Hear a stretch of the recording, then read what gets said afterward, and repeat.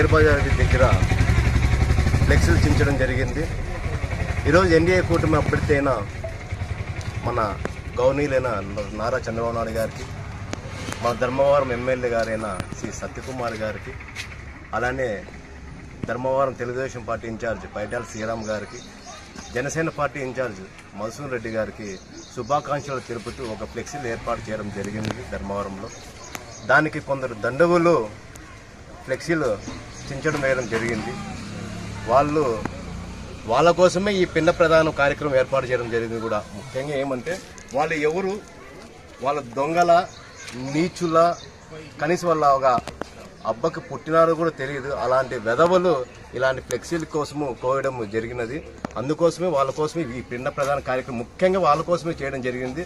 వాళ్ళు ఫ్లెక్సీలు కోసిన వాళ్ళు, ఫ్లెక్సీలు కోయమని చెప్పిన వాళ్ళకి కూడా ఇది పిండ ప్రదానం వాళ్ళ కోసం, ముఖ్య ఉద్దేశం వాళ్ళ కోసమే.